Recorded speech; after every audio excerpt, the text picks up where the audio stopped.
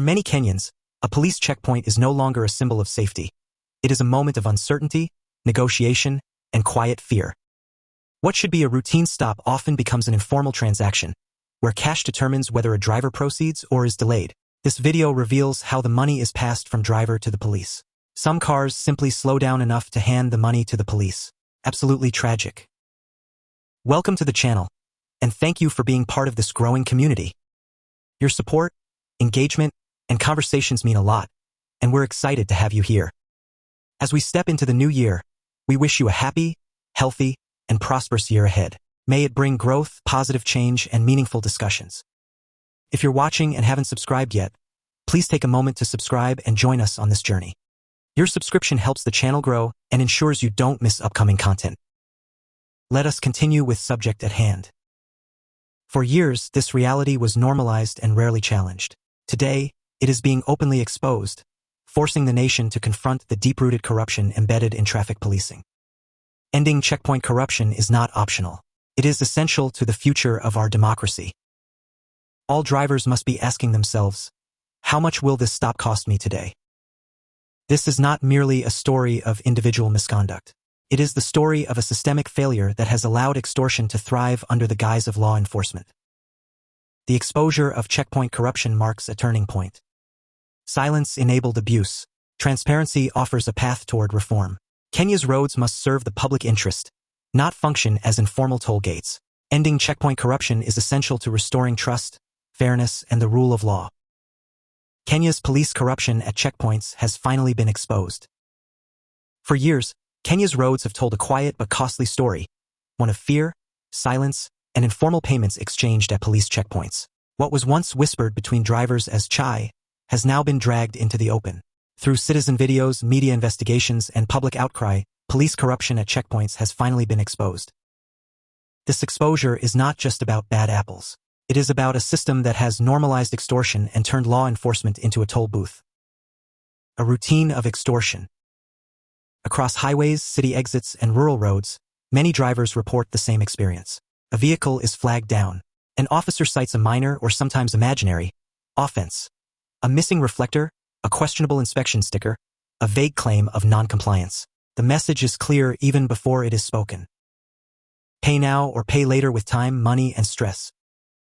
For public transport operators, truck drivers, boda riders, and ordinary motorists, these encounters are routine. Some commercial drivers pass through multiple checkpoints a day, paying small bribes that quietly add up to a significant financial burden. This is what I believe why the problem continues to persist. Checkpoint corruption has endured not because it is hidden, but because it has been tolerated. Officers often operate with wide discretion and limited oversight. Many checkpoints lack body cameras, digital ticketing systems, or effective supervision. Cash fines and informal negotiations flourish where accountability is weak. This is what we witness in Kenya regularly. For citizens, the justice system itself becomes a deterrent to honesty. Court processes are slow and intimidating. Vehicles may be impounded for days. Faced with inconvenience and fear, many choose the quicker path, paying a bribe even when they have done nothing wrong. Over time, corruption has become routine, learned, and culturally embedded within certain units. By the way, this happens a lot in Kenya, Uganda, and Tanzania. Or better still, let us say, this happens in East Africa a great deal. It is routine. Now, we are beginning to see that exposure changes the equation. What has shifted recently is visibility. The age of the dashcams, mobile phones, and social media have turned everyday drivers into witnesses. Videos naming specific locations and behaviors circulate widely. Media houses and civil society organizations have backed these stories with investigations and data. This exposure has made denial harder. It has increased public anger and forced institutions to respond, at least rhetorically. Corruption that once thrived in silence is now happening under a national spotlight. Please just calculate the real cost to society. The damage goes far beyond individual bribes. Checkpoint corruption erodes trust in the police and weakens the rule of law. It raises the cost of transport, which in turn inflates food prices and the cost of living.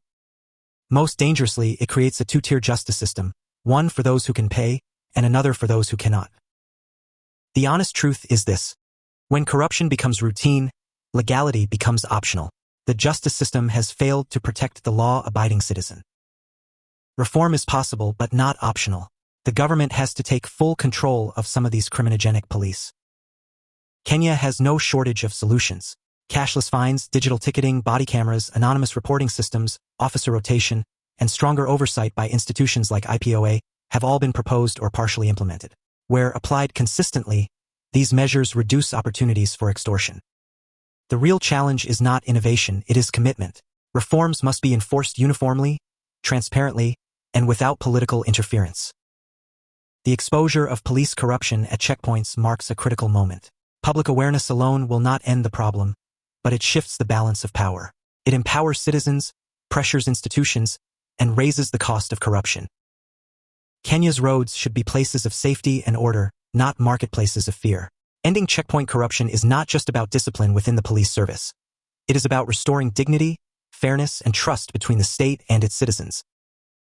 The silence-protected corruption may finally be coming to an end. Checkpoint corruption does real damage. It erodes trust in the police and the justice system.